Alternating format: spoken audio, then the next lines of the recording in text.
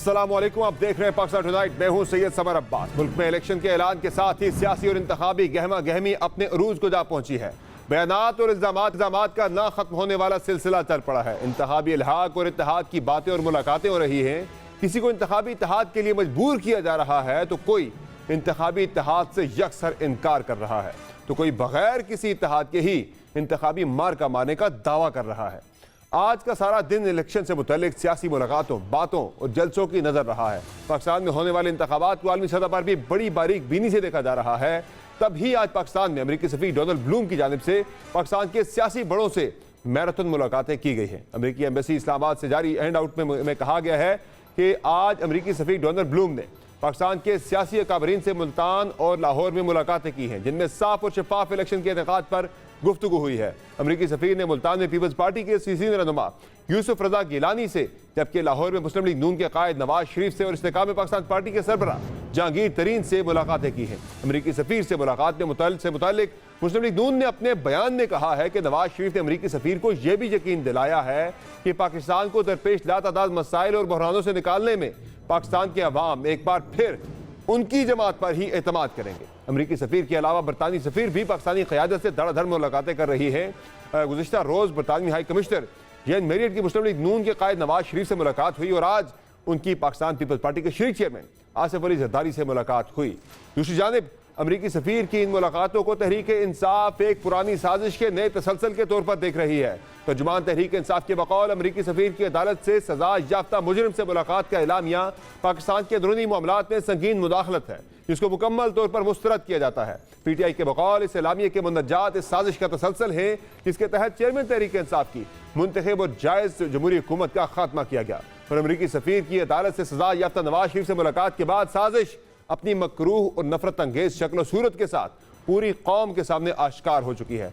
जहां तहरीक इंसाफ अपने सियासी हरीफों को की मुखालफत में एक बार फिर अमेरिका से सफ आराई कर रही है, वहां इंतखाबी माहौल को गरमाने और दीगर सियासी जमातों के दरमियान भी आपसी बयानबाजी और इल्ज़ाम तराशी भी दिन ब दिन तेज होती जा रही है। अहम बात यह है कि अब इन इल्ज़ामात और बयानात में सियासी जमातें एक दूसरे की सियासी हिकमत अमली को भी टारगेट कर रही है। कल तक इस लेवल प्लेइंग फील्ड न होने या किसी को लाडला बनाने के इल्जामात लगाए जा रहे थे, अब सियासी फरीक एक कदम आगे बढ़कर मुमकिन इंतखाबी इत्तेहाद और इल्हाक को चैलेंज करते दिख रहे हैं। गुज़िश्ता रोज मौलाना फजल रहमान ने जहां किसी की जानिब से एस्टेब्लिशमेंट को ब्लैकमेल किए जाने का इल्जाम लगाया, वहां उन्होंने बज़ाहिर खुद को भी प्रेशर के तहरीक इंसाफ छोड़ने वाले रहनुमाओं को शामिल करने का इल्जाम लगा दिया है। जो लोग हमारे मुल्क के मुजरिम हैं, उन्हीं में से कुछ लोगों को उठाकर आप सूबे की सियासत उनके हवाले करना चाहते हैं। हमसे भी तवक्को रखी गई कि शायद हम इनके साथ हाथ मिलाएंगे, इंतखाबी इत्तेहाद करेंगे।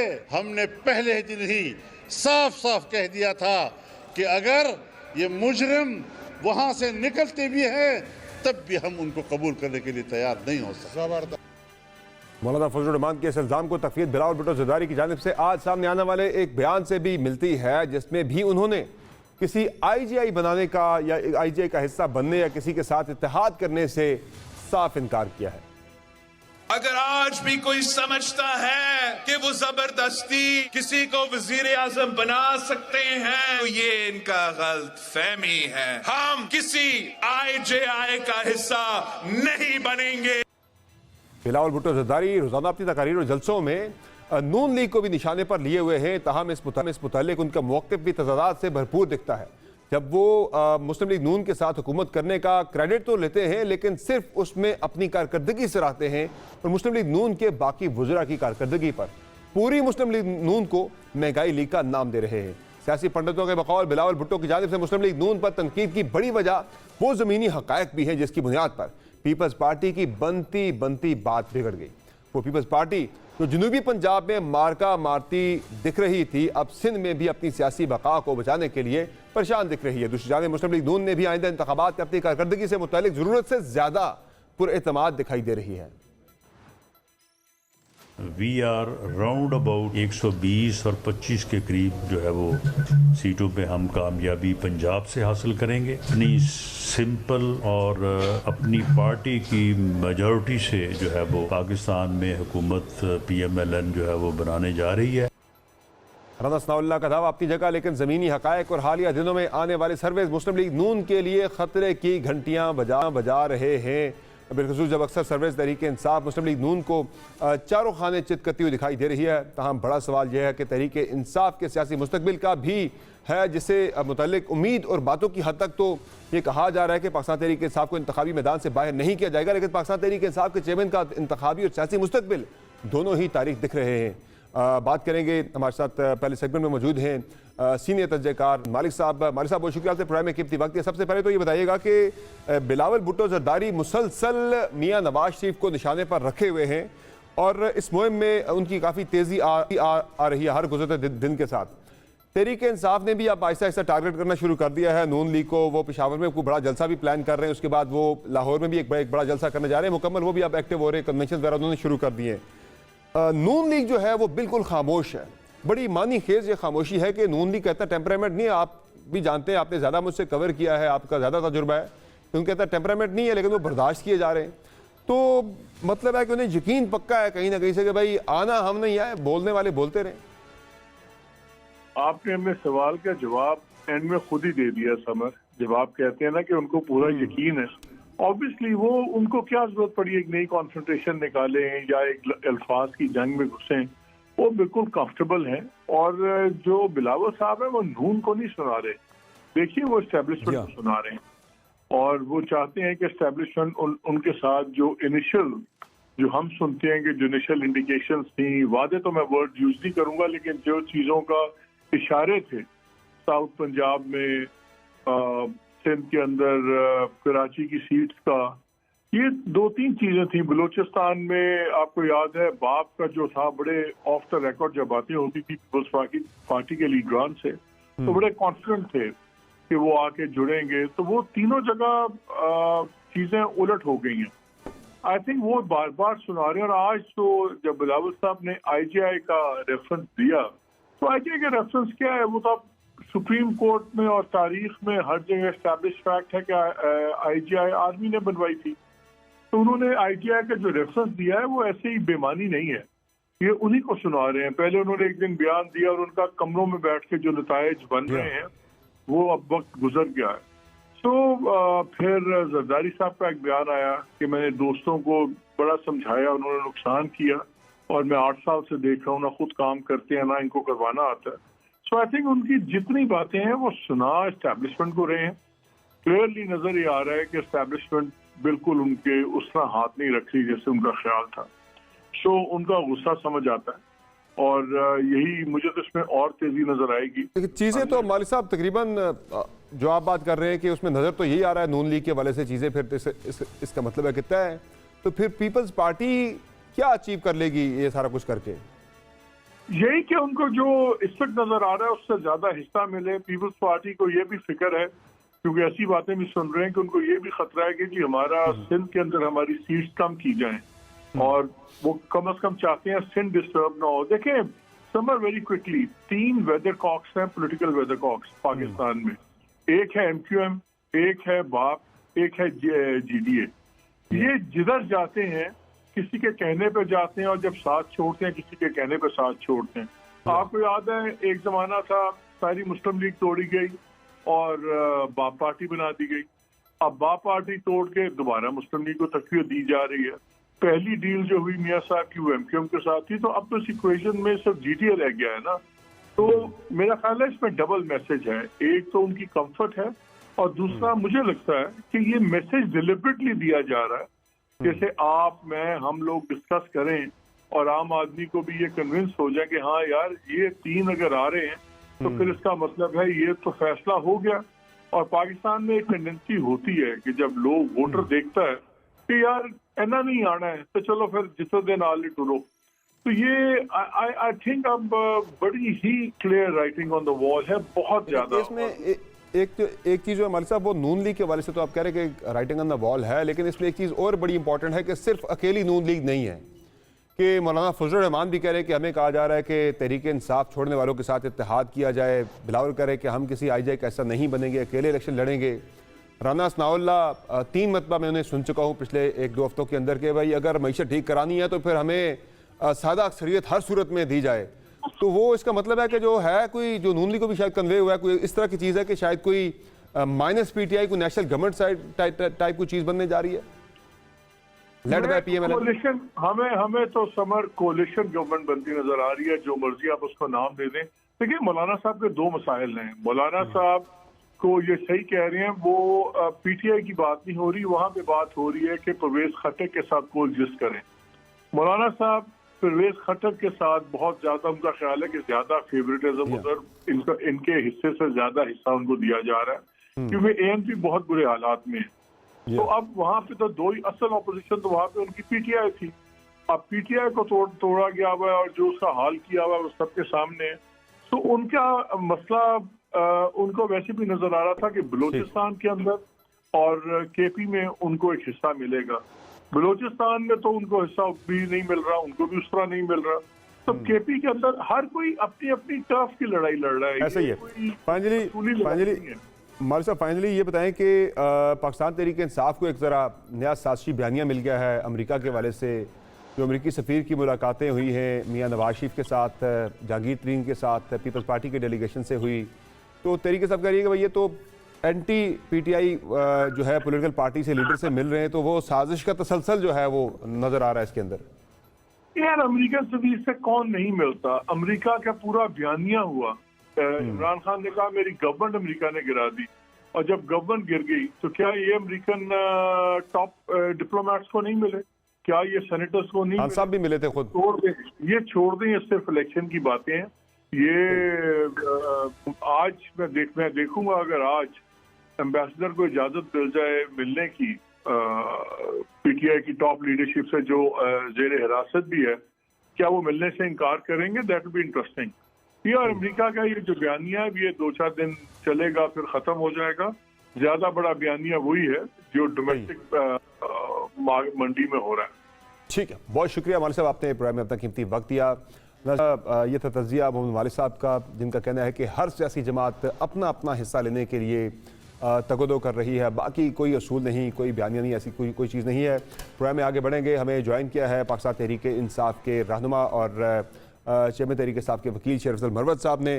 मरवत साहब, आपने कल चारसदा में बड़ा तगड़ा एक शो किया, यानी आप अपने केपी के अंदर प्रॉपर कैंपेन लॉन्च कर दी है और गालिबन को बड़ा जलसा भी आप वहाँ पे करने जा रहे हैं। एक तो ये बताएं, ये जो अमरीकी सफ़ीर वाला मामला है, मैं ज़रा जहाँ मालिक साहब से बात हमारी ख़त्म हुई वहीं से आपसे शुरू करते हैं कि अमरीकी सफ़ीर तो चेयरमैन तहरीक इंसाफ को भी मिले थे, नाश्ते पे शाह महमूद कुरैशी ने भी उन्हें बुलाया था। आजकल अगर बाकी लोगों से मिल रहे हैं, चूँकि आपकी लीडरशिप जेल के अंदर उनसे मिल नहीं सकते, तो वो साजिश कहाँ से आ गई इसके अंदर? दोबारा पीटीआई ने बड़ा स्ट्रॉन्ग आज अपना एलामिया जारी किया कि भाई वो साजिश का तसलसल है, जिस साजिश के तहत चेयरमैन तहरीक इंसाफ को निकाला गया था इक़्तिदार से। जी बहुत शुक्रिया। असल में साइफर से जो कहानी शुरू हुई है उसी का तसलसल है, और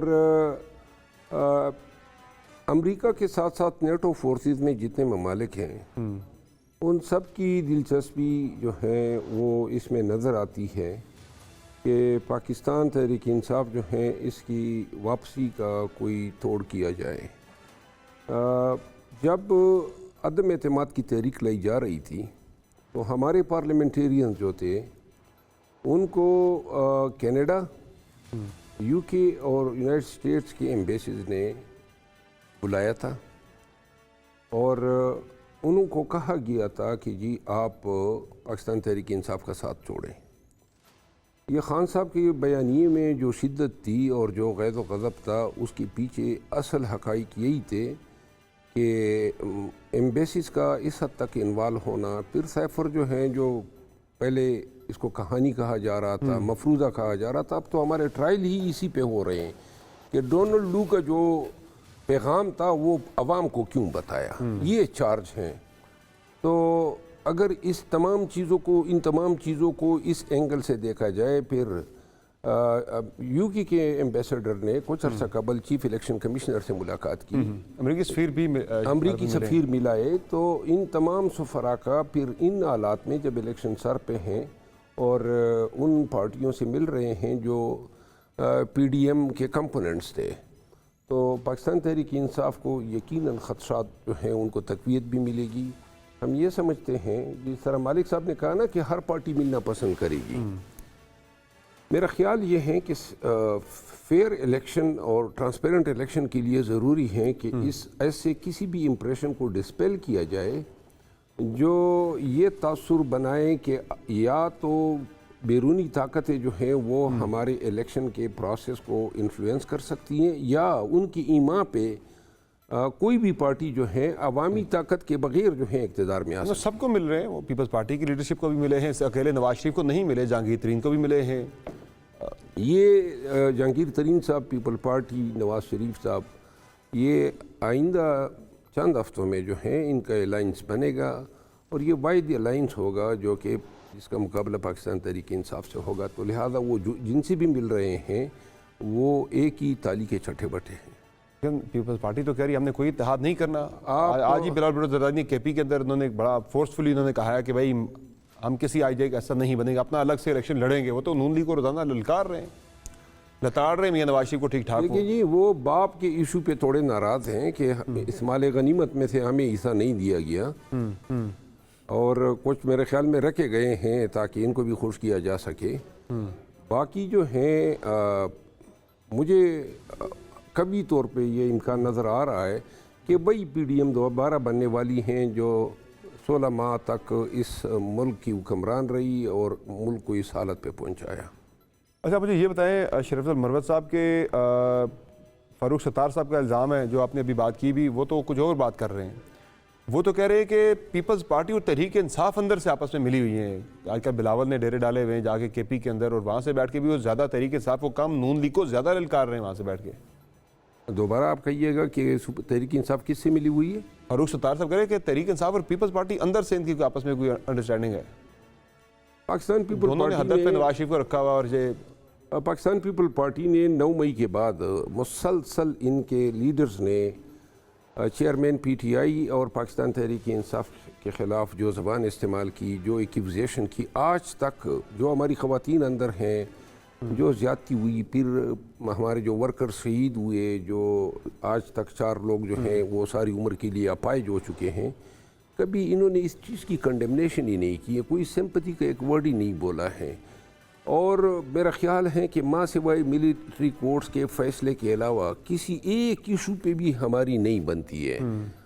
यही पीपल पार्टी की वजह से इलेक्शन ताख़ीर का शिकार हुए। इनके चीफ मिनिस्टर ने वोट डाला या मौजूद था और अब ये कहना जी हमें इल्म नहीं था या हमारे साथ वादा किया गया, अगर ये सिर्फ शिरकत ही न करता तो ये जो हल्का बंदियाँ हुई ये चीज़ें न होती।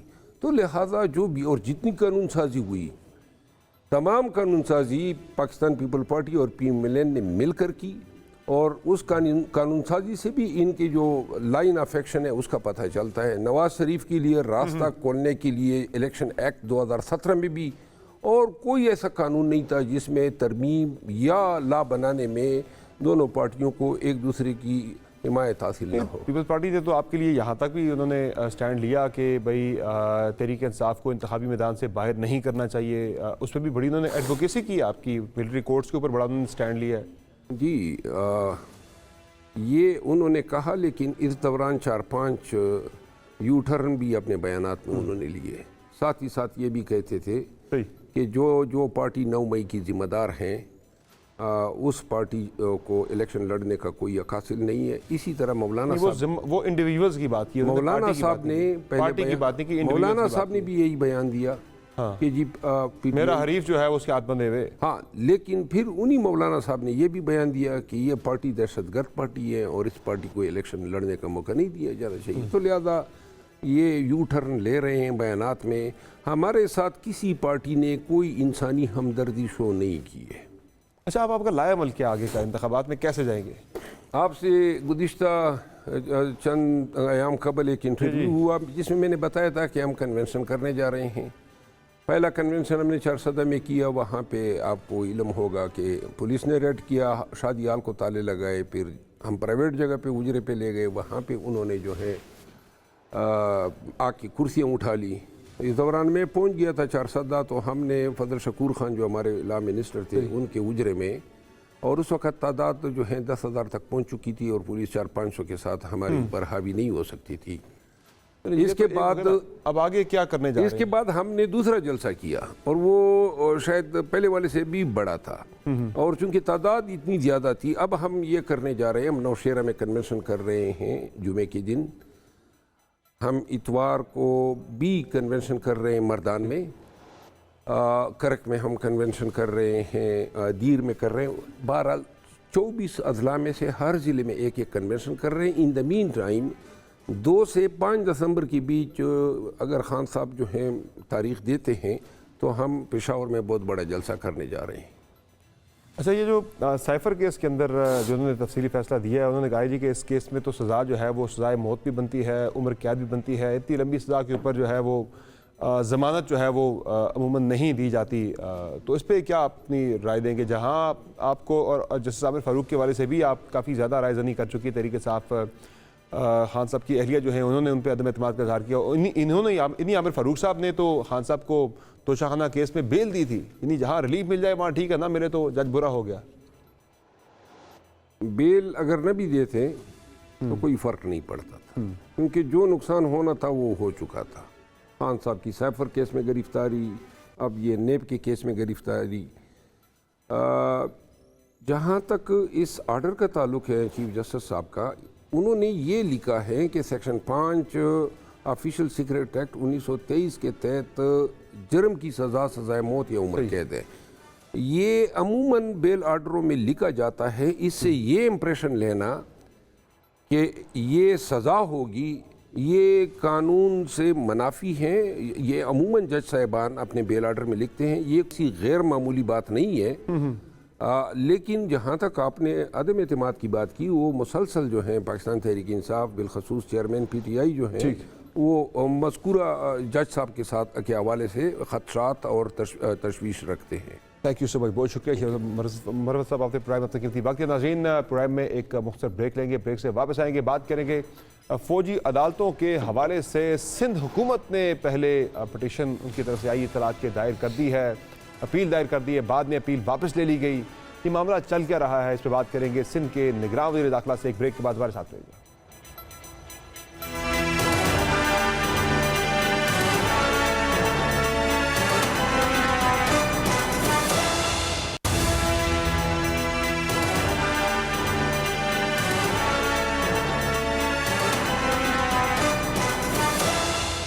Welcome back. फौजी अदालतों में सिविलियंस के ट्रायल से मुतालिक सुप्रीम कोर्ट के जज जस्टिस एजाजुल हसन की सरबराही में 5 रुकनी बेंच के फैसले पर अमल तो ना हुआ। इस फैसले को लेकर एक के बाद एक नया तनाज़ा जन्म लेता जा रहा है। गुज़िश्ता रोज़ वफाकी हुकूमत और निगरान सूबाई हुकूमतों की जानिब से इस फैसले को चैलेंज करने के लिए सुप्रीम कोर्ट में दरखास्तों की लाइन लग गई थी।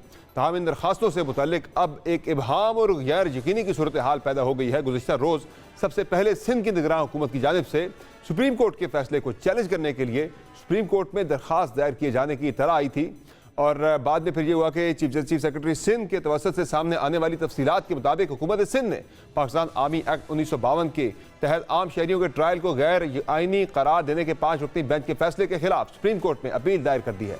इस फैसले में आइन के आर्टिकल 184(3) के तहत आर्मी एक्ट की दफात के खिलाफ दायर दरखास्त के काबिल समाअत होने पर भी सवाल उठाया गया था। इस अपील से मुतालिक ये इत्तला भी सामने आई थी, हुकूमत की जानिब से सिविलियंस के मिलिट्री कोर्ट में ट्रायल से मुतालिक फैसले के खिलाफ एक अपील दायर करने के लिए सुप्रीम कोर्ट लाई जरूर गई थी, लेकिन अदालती वक्त खत्म होने की वजह से अपील दायर ना हो सकी और तरीकाकार के मुताबिक इस दरखास्त को अगले रोज खुद ही दायर हो जाना था। तमाम अब इस कहानी में नया ट्विस्ट आ गया है। अहम बात यह है कि सिंध हुकूमत की सरबराही इस वक्त सुप्रीम कोर्ट ऑफ पाकिस्तान के ही साबिक जज मकबूल बाकर साहब कर रहे हैं, और उनकी हुकूमत की जानिब से सुप्रीम कोर्ट के ही इस फैसले को चैलेंज करने के अमल ने हैरान जरूर कर दिया था। लेकिन अब इस हैरानी का बज़ाहिर ड्रॉप सीन हो गया है कि जब सिंध हुकूमत ने बाज़ाब्ता तौर पर सुप्रीम कोर्ट के फैसले को चैलेंज करने की तरदीद कर दी है। तर्जुमान निगरान वज़ीर आला सिंध अब्दुल रशीद चन्ना ने कहा है कि हुकूमत सिंध ने सिविलियंस के मिलिट्री कोर्ट में ट्रायल के लिए कोई अपील दायर नहीं की। बयान में मजीद कहा गया है कि यह तासुर बेबुनियाद है कि हुकूमत सिंध ने मिलिट्री कोर्ट्स में सिविलियंस के ट्रायल के लिए सुप्रीम कोर्ट में अपील दायर की है। इसके अलावा खुद वज़ीर आला सिंध जस्टिस मकबूल बाकर ने भी BBC से गुफ्तगू करते हुए वाज़ेह मौक़िफ़ इख्तियार किया कि उनकी हुकूमत आम शहरियों के फौजी अदालतों में मुकदमात चलाने के हक में नहीं है। निगरान वज़ीर आला का मजीद कहना था कि उनकी पोजीशन बहुत वाज़ेह है कि वो सुप्रीम कोर्ट के फैसले के खिलाफ किसी भी किस्म की अपील दायर नहीं करेंगे। इससे कबल 23 अक्टूबर को जस्टिस इजाजुल हसन की सरबराही में सुप्रीम कोर्ट के 5 रुकनी बेंच ने 9 मई के पुरशदत मुजाहरों में मुलव्वस होने पर गिरफ्तार आम शहरियों के फौजी अदालतों में ट्रायल के खिलाफ दायर दरखास्तों पर महफूज फैसला सुनाया था और फौजी अदालतों में सिविलियंस के ट्रायल को करदम करार दिया था। इसी पर तफसीली गुफ्तगू करेंगे। हमें प्रोग्राम में ज्वाइन किया है निगरान वज़ीर दाखिला सिंध ब्रिगेडियर रिटायर्ड हारिस नवाज साहब ने। सर बहुत शुक्रिया, आपने प्रोग्राम में कीमती वक्त दिया। सर सबसे पहले तो ये बता दें कि ये जो कन्फ्यूजन बनी सारी है कैसे बनी कि पटिशन दायर हो जाती है और जो वज़ीर आला सिंध है उन्हें पता ही नहीं होता, उनकी मर्जी के बगैर, उनके कॉन्सेंट के बगैर सिंध की हुकूमत पटिशन दायर कर देती है। बाद में जब उन्हें पता लगता है कि ये काम हो गया है फिर वो ये पटिशन विड्रॉ कराते हैं या वो कहते हैं मेरा से तरक नहीं, हमने नहीं करवाई, बाज़ाब्ता वजाहत जारी होती है। ये हुआ क्या सर सारा मामला?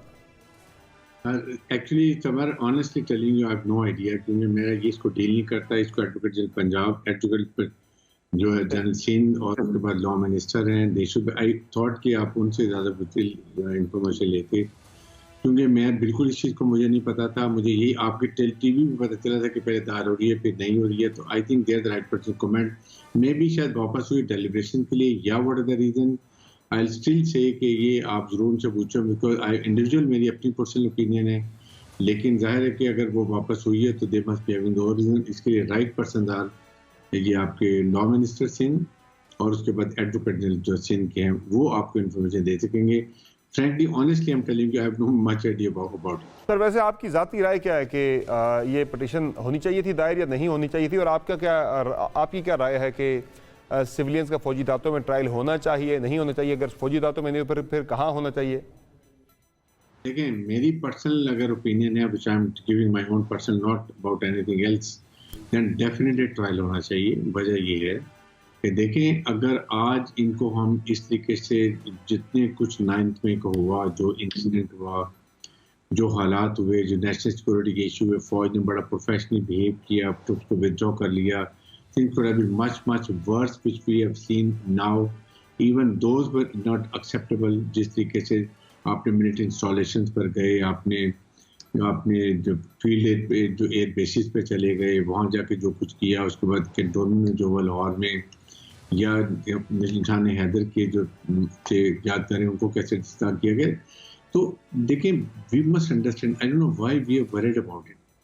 Military courts are like the same the way you have in you आपके एंटी टेररिस्ट कोर्ट्स हैं। इशू ये है कि मिलिट्री कोर्ट्स में ट्रायल जल्दी होती है, जो हम हमेशा कहते हैं कि justice delayed justice denied. Military और सिविल कोर्ट्स में 8-9 साल लग जाते हैं, तो उसका जो फायदा एक होता है, जो फैक्ट होना होता है वो नहीं रहता। सेकंड एक और बड़ी क्लियर बात है कि देखिए एक्यूज को हर किस्म की सहूलत मुहैया होती है, उसको आप ज़्यादातर जौन सा मर्दी लॉयर जो है वो उसको आपके हायर कर ले। नंबर 2 इंसाफ के तकाजे सारे पूरे किए जाते हैं। नंबर 3 इसके बाद हाई कोर्ट में जाने की अपील होती है, उसके बाद सुप्रीम कोर्ट के साथ सारे आपके ऑप्शन हैं। अगर आपको याद हो जो पेशावर APC में इंसिडेंट हुआ था, उसके बाद जब APC नेशनल एक्शन प्लान बना 2 साल के लिए बने कोर्ट, फिर एक्सटेंड किए। मकसद ये एक्सटेंड करने का इस दौरान में आप अपने टेररिस्ट कोर्ट्स को इतना ट्रेन कर लेंगे कि वो स्पीडी ट्रायल करेंगे और लिमिटेड केसेस देंगे। जब एक ट्रायल को कोर्ट को एंटी टेररिस्ट कोर्ट को आपने 10, 15, 20 केसेस दिए हैं, तो then it takes own time, it takes lot of time. तो फौज होता ही कि डेटरेंस इफेक्ट कैसे होगा कि जल्दी ट्रायल हो, जल्दी सजा मिली अगर सजा डिजर्व करते हैं, वरना बहुत कोर्ट में आपको वो एक्विटेड भी हो जाता है। लाइकवाइज मिलिट्री कोर्ट में भी ऐसे ही होगा। तो ये मकसद होता है, इसलिए अगर आज नहीं करेंगे तो लोग कल और इनकरेज होंगे कि जी सर ये आपने जो दलील रखी है सारे आपने आर्गूमेंट के पीछे, ये बड़ी यानी कि डिटेल्ड आपने मुदल्लल आपने गुफ्तगू की इस पे, तो क्या आप सिंध के निगरान वज़ीर आला को भी आप कन्विंस करने की कोशिश करेंगे कि हाँ इस पे पटिशन होनी चाहिए? I think he is chief minister हैं, उनकी लॉ टीम पूरी है, they all right, they will decide. अगर मेरी राय पूछेंगे तो मैं जरूर अपनी ओपिनियन डेफिनेटली ये कहूँगा कि मिलिट्री कोर्ट्स होने चाहिए। अगर मेरे से पूछी जाती है, मेरी पर्सनल ओपिनियन है and I will stand to it. मुझे इस पर कोई अभाम नहीं है। मिलिट्री कोर्ट्स वेरी फेयर होते हैं, मेरिट पर होते हैं, सिर्फ जल्दी ट्रायल किया जाता है, जो कि होना भी चाहिए। किसी कोर्ट में आई वुड से कि सिविल कोर्ट में छोटे केस में कोई क्रिमिनल केस हो या सिविल केस, जो भी हो उनकी ट्रायल जल्दी होनी चाहिए। देखिए अगर एक जनरेशन गुजर जाती है, 2 जनरेशन गुजर जाती है, बड़ी द पर्पज आई थिंक यहाँ पर सुप्रीम कोर्ट ऑफ पाकिस्तान को अपने सिस्टम को ठीक करने की जरूरत है। They have to evolve. System अभी पुराना चल रहा है कि जी आप लोअर कोर्ट्स में देखें, बेचारे लोग सियालकोट से आएंगे, कसूर से आएंगे, जाएंगे तो उसके बाद केस की डेट पड़ जाती है, एक महीना 2 महीने हो जाती है।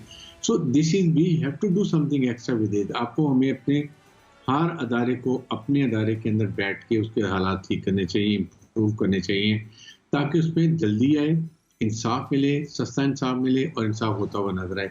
That is what I believe and that is what should be done. लेकिन आज अगर आप ये ट्रायल नहीं करेंगे तो कल जब ये लोग कहेंगे जी अब तो सिविलियन कम्युनिटी ट्रायल हो नहीं सकता, देन ये ऐसे इंसिडेंट और रिपीट होंगे। They will be encouraged. एक हुआ, 2 हुए, 3 होंगे। दैट्स व्हाई वी से कि कहीं फुल स्टॉप लगे, लोग तो डेटर इम्पैक्ट हो, डर हो आइंदा के लिए ऐसी बात। तो दूसरा ये बताएं कि आप सिंध के निगरान वज़ीर दाखिला हैं और सिंध की ही जो साबिक़ हुक्मरान जमात है पाकिस्तान पीपल्स पार्टी, उसके चेयरमैन बिलावल भुट्टो ज़रदारी आजकल बहुत ज़्यादा बात कर रहे हैं लेवल प्लेइंग फील्ड के ना होने की। तो सिंध की हद तक तो उन्हें लेवल प्लेइंग फील्ड मिल रही है ना? I think there is no problem whatsoever. We don't believe in political victimization. Chief minister हैं, उनसे उनकी इंस्ट्रक्शंस हैं, हम सब फॉलो कर रहे हैं। हम लॉ एंड ऑर्डर मेंटेन कर रहे हैं, एंटी स्मगलिंग ड्राइव कर रहे हैं, एंटी ड्रग्स ड्राइव कर रहे हैं, कच्चे के ऑपरेशन कर रहे हैं, इलीगल इमिग्रेंट्स को अपने तारकीन वतन को वापस भेजना चाह रहे हैं। जी हमारी कोशिश है। बाकी जहाँ जलसा चाहे जो मर्जी करें, we are don't doing anything. I don't think there is one case जहाँ सिंध में हमने पोलिटिकल विक्टिमाइजेशन की हो। I am telling you with certainty and there is no doubt about. नहीं सर, वो उसमें यानी कि नज़र तो नहीं आ रहा सर ये लेवल प्लेइंग फील्ड तरीके इंसाफ के लिए। हमने 12 को जलसा करना था कराची में, हमें इजाज़त नहीं दी गई जलसा करने की। देखिए उनमें कुछ लोग ऐसे एलिमेंट्स होते हैं जिनके पास क्रिमिनल केसेस हुए होते हैं, जिनकी प्रॉब्लम होती है, जिनके केसेस चल रहे हैं, उनको पकड़ दकड़ होती है। इसके अलावा वी डोंट स्टॉप एनीवन। और इसी तरह आप देख लें पीपल्स पार्टी कितने जलसे कर रही है, मिट्टी में देख लें, हैदराबाद में देख लें, जहाँ जहाँ जाना चाहते हैं they are all free to go. Sir Peoples Party तो कर रही है, लेकिन तहरीक इंसाफ को जलसे करने की इजाज़त नहीं मिल रही है। पीटीआई कह रही है कि हमने जलसा करना था, 12 नवंबर को भी कराची के अंदर हमने एप्लीकेशन भी दी, सारा कुछ किया, लेकिन हमें जलसा करने की इजाज़त नहीं दी गई। तो उसकी क्या वजह थी फिर? समर बेसिक वजह ये कि उनमें जो आपके क्रिमिनल एलिमेंट्स होते हैं, जिनके ऊपर क्रिमिनल केसेस बने हुए हैं, जिनके ऊपर आपने तोड़ फोड़ में, गिराव जराव में और आग लगाव में करे, उनको पकड़ा जाता है उस दौरान, जिसकी वजह से वो शायद खुद डिस्टर्ब हो जाते होंगे। अदरवाइज फ्रॉम सिंध गवर्नमेंट की तरफ ऐसी कोई बात नहीं। परमिशन ही नहीं मिली सर उन्हें जलसा करने की। उसमें सारी पार्टी तो क्रिमिनल नहीं है सर, कुछ इंडिविजुअल्स हो सकते हैं पार्टी के अंदर। देखिए ये रिस्पेक्टिव होते हैं। डिप्टी कमिश्नर ने अपने अपने एरिया के जो हमारे जोन्स हैं, ईस्ट वेस्ट साउथ, वहाँ पर उनकी जो मर्जी होती है, लेकिन हमारी तरफ से हुकूमत के सिंध को कोई इंस्ट्रक्शन नहीं है किसी को रोका जाए। और आइंदा भी अगर कोई पार्टी जलसा करना चाहे, कोई भी पार्टी करना चाहे, तहरीक इंसाफ हो, कोई भी हो, उसको जलसा करने की इजाज़त होगी सिंध के अंदर, कहीं पे भी, कराची के अंदर करे, जहाँ मर्जी करें। होम की तरफ से बिल्कुल कोई प्रॉब्लम नहीं है। आगे डिस्ट्रिक्ट जो होते हैं कमिश्नर, उनको पता होता है कि यहाँ पर क्या प्रॉब्लम हो सकती है, या कोई ऐसे एलिमेंट्स आ रहे हैं जिससे ज़्यादा लॉ एंड ऑर्डर सिचुएशन हो जाती है, वो ज़्यादा देते हैं। Otherwise from our side any party, और जब भी इलेक्शन भी होंगे fair free transparent, rest assured we will ensure कि इसमें किसी को भी कुछ शिकायत ना हमारे से होगी। सर बाकी ये कोई इतलात आ रही है काबीना के अंदर कोई थोड़ी फड्डे वगैरह चल रहे हैं, जो निगरान वज़ीर सेहत हैं उनकी चीफ मिनिस्टर के साथ नहीं बन पा रही। वो कोई रोबोटिक सर्जरी के वाले से करना चाह रहे थे चीफ मिनिस्टर साहब, लेकिन उस पर वज़ीर सेहत ने जो है उनका साथ नहीं दिया। उस पर बिलावल भुट्टो ज़रदारी बड़े बरहम है उस मामले के ऊपर कि भाई एक हमारा मामला था, हमने शुरू किया था, प्रोजेक्ट तसलसल था उसका, लेकिन निगरान वज़ीर सेहत नहीं होने दे रही। ये क्या चल रहा है सर? आई थिंक थोड़ी सी ये कहीं थोड़ी सी मिसअंडरस्टैंडिंग हो गई थी, जो कि अब रिजॉल्व हो गई है। There is nothing sort of anything. I think जो हमारे मिनिस्टर फॉर हेल्थ है, is a very nice person and is बहुत अच्छे तरीके से काम कर रहे हैं। और likewise chief minister is team captain, वो सुप्रीम कोर्ट के रिटायर्ड जज हैं। ये बहुत अच्छा काम अपने ऐसे तरीके से बहुत ईमानदारी से काम कर रहे हैं। कोई ये जो होते हैं ही अंदर से लॉ एंड ऑर्डर को कि कैबिनेट ने क्या डिसीजन किया, पहली कैबिनेट ने असेंबली में क्या पास किया, आई थिंक उसके ऊपर कोई नुक्ता नज़र में डिफरेंस है। बट मेरे ख्याल में अब सारी चीज़ें ठीक हो गई। Think matters have been resolved. बहुत शुक्रिया ब्रिगेडियर हारिस नवाज साहब, निगरान वज़ीर दाखिला सिंध। हारिस नवाज का ये मौक़िफ़ है कि वो कहते हैं मेरा ज़ाती राय है कि सिविलियन का फ़ौजी दातों में ट्रायल होना चाहिए। बाकी सिंध के अंदर तमाम जमातों को लेवल प्लेइंग फील्ड मुयस्सर है और किसी पार्टी को भी आइंदा जलसा करने से रोक टोक नहीं होगी। और सिंध की काबीना के अंदर वो कह रहे हैं किसी किस्म के कोई इख्तिलाफ़ात नहीं है, थोड़ी बहुत गलतफहमी थी वो अब दूर कर ली गई है। प्रोग्राम में एक ब्रेक लेते हैं, ब्रेक से वापस आएंगे, बात करेंगे गज़ा की कि जहां अब जो सदर्न गजा है वहाँ पर भी खान यूनिस के शहर के ऊपर इसराइली फोर्सेस ने बमबारी तेज़ कर दी है। शिफा अस्पताल में रोज़ाना यानी कि जो आदादोशुमार आ रहे हैं, हर घंटे एक मरीज़ वहाँ पे जान की बाजी हार रहा है। कई नौमौलूद बच्चे जो हैं वो जान की बाजी हार के स्कूलों को अटैक किया जा रहा है। एग्जैक्टली सिचुएशन है क्या और दुनिया क्यों नहीं रोक पा रही इसराइल को, इस बर्बरियत से बात करेंगे। ब्रेक के बाद हमारे साथ रहेगा।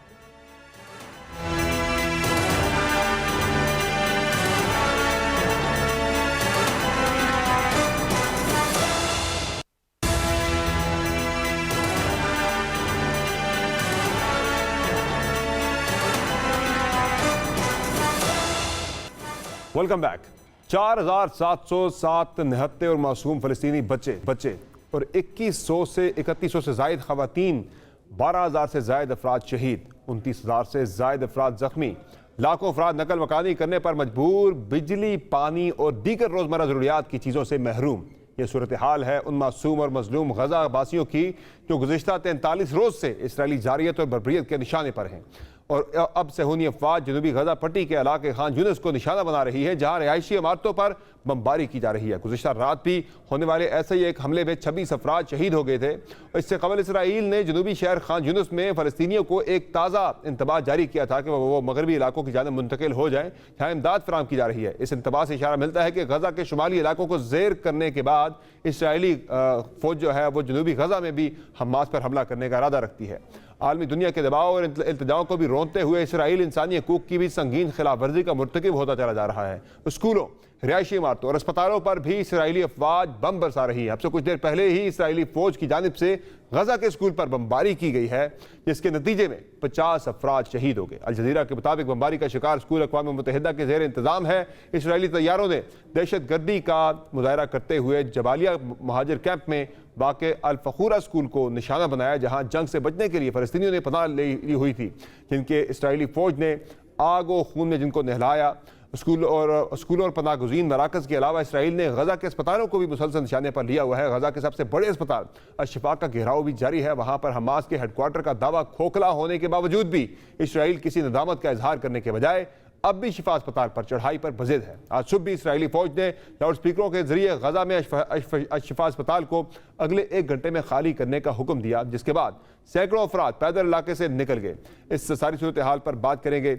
हमें ज्वाइन किया है हामिद अल मशरकी साहब ने, जो कि सीनियर तजज़ियाकार हैं। सर, बहुत शुक्रिया, आपने प्रोग्राम में कीमती वक्त दिया। ये बताएं सबसे पहले कि पूरी दुनिया में बहुत बड़े बड़े मुजाहरे हो रहे हैं इसराइली बर्बरियत को रुकवाने के लिए, लेकिन इसराइल जो है वो बिल्कुल किसी को खातिर में नहीं ला रहा और आगे बढ़ता जा रहा है। ये मामला आपको अगले चंद दिनों में कहां जाकर रुकता हुआ नजर आ रहा है? बहुत शुक्रिया समर। देखिए, बात यह है कि जिस अंदाज की बर्बरियत इसराइल और सहूनी फौजें कर रही हैं, उसके अंदर सबसे बड़ा जो एलिमेंट है वो अमेरिका की और मगरिब की पुष्ट पनाही है। और जब तक अमेरिका, बरतानिया और दूसरी बड़ी ताकतें इसराइल को इससे रोकेंगी नहीं या अपनी पुष्ट पनाही से पीछे नहीं हटेंगी, आप समझ लें कि ये फलस्तीनियों का कत्लेआम जारी रहेगा। और आप हमें याद होगा जो सर्बिया के मुसलमानों के साथ किया गया कि उनको आहिस्ता आहिस्ता एक जगह पे धकेल दिया गया, फिर लाखों की तादाद में उनको उसी जगह पर उनकी कब्रें बना दी गई।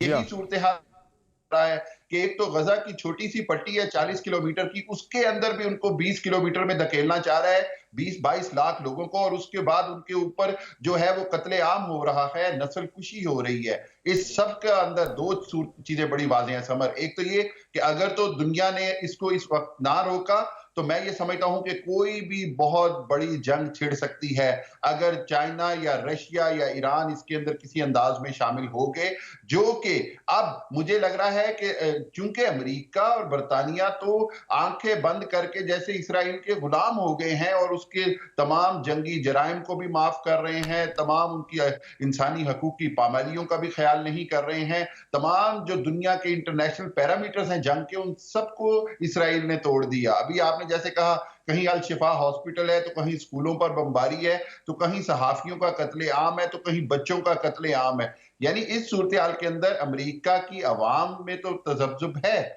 लेकिन जो हुकूमतें हैं उनकी पुष्ट पनाही वहीं पर खड़ी है, चाहे वो बरतानवी वजीर आजम ऋषि सुनाक हो या अमेरिकी सदर जो बाइडन हो या जनाब यूरोपीय यूनियन के सरबराह हो। सिर्फ एक दो आवाजें आई हैं, लेकिन वक्त और जरूरत इस बात की है कि अब मुसलमान ममालिक और बिल्कुल, मैं खुद भी इसी तरफ आ रहा था। मशरकी साहब के अरब लीग का इजलास भी हुआ, OIC का इजलास भी हुआ, तकारीर हुई, बड़ी लंबे लंबे दावे हुए, तकारीर हुई, सब कुछ हुआ, लेकिन अमलन जो है इसराइली बर्बरियत के सामने फ़लस्तीन के जो गजा के अवाम है उनके लिए इसका नतीजा बिल्कुल सिफर था। तो जो मुस्लिम ममालिक हैं वो क्यों इनफेक्टिव, मुकम्मल तौर पर इनफेक्टिव नजर आ रहे हैं सारे मामले के अंदर जो उम्मत मुस्लिमा है? देखिए समर, बात यह है कि उम्मत मुस्लिमा कैसे इफेक्टिव होती। 7 अक्टूबर को बमबारी शुरू हुई, 11 नवंबर 1 महीने 4 दिन बाद जाके तो OIC एक इजलास मुनक्किद करने में कामयाब हुई। इसके बाद आप क्या समझते हैं? उसके बाद देखा गया कि इससे मुस्लिम उम्मा की तरफ से तो कोई बड़ा बयान, मुश्तरका बयान तक सामने नहीं आया। तकारीर हुई, गुफ्तन नशिस्तन बर्खास्तन, अमली तौर पर कोई इसराइल पर पाबंदियों की बात नहीं हुई, इसराइली प्रोडक्ट्स के बाइकआउट की बात नहीं हुई, इसराइल से सफारती ताल्लुकात खत्म करने की बात नहीं हुई। यहां तक कि यह भी नहीं कहा गया कि जी इसराइल के खिलाफ जो बैनुल अक़वामी कवानीन है उसके मुताबिक ही कार्रवाई कर ली जाए। इससे अच्छी तो वो साउथ अफ्रीका की प्रेसिडेंट खातून है जिन्होंने कहा कि नेतन्याहू पर जंगी जराइम का मुकदमा बनना चाहिए। इससे अच्छी तो वो स्पेन की डिप्टी प्राइम मिनिस्टर स्टॉटर हैं जिन्होंने कह दिया कि जी इसराइल पर अब मुआशी पाबंदियां लगाने का वक्त आ गया है। इससे अच्छी तो वो स्पेन के वजीर हैं जिसने कह दिया कि ये जंगी जराइम जो हैं ये यूक्रेन और रशिया की वॉर से कहीं आगे हैं। यानी कि मगरिब में कुछ आवाजें आ रही हैं, या आयरलैंड ने इसराइली सफीर को निकाल दिया है। मतलब आप देखें कि मुस्लिम दुनिया की जानिब से ना तो जुर्रत का मुजाहरा किया जा रहा है, ना लीडरशिप का मुजाहरा किया जा रहा है। और इसीलिए ये 1.5 अरब, दुनिया के 2 अरब के करीब मुसलमान जो हैं ये भेड़ बकरियां बने हुए हैं। सिर्फ इसकी वजह यह है कि 57 सरबराहान में से लीडरशिप की कमी है। आज पाकिस्तान या कोई भी दुनिया का बड़ा मुल्क है, सऊदी अरब, ईरान, बहुत शुक्रिया मशरकी, आपने प्रोग्राम में कीमती वक्त दिया, जिनका कहना है कि इस वक्त उम्मत मुस्लिमा की भी कमज़ोरी है कि वो इफेक्टिव दबाव डालकर इसराइल को इन जंगी जराइम से नहीं रोक सके। देखते हैं कि क्या होता है, लेकिन इस उम्मीद और इस दुआ के साथ कि गजा के अवाम के ऊपर जो इस वक्त एक बड़ी मुश्किल है वो जल्द अज जल्द ख़त्म हो। इजाज़त दीजिए, अल्लाह के बाद।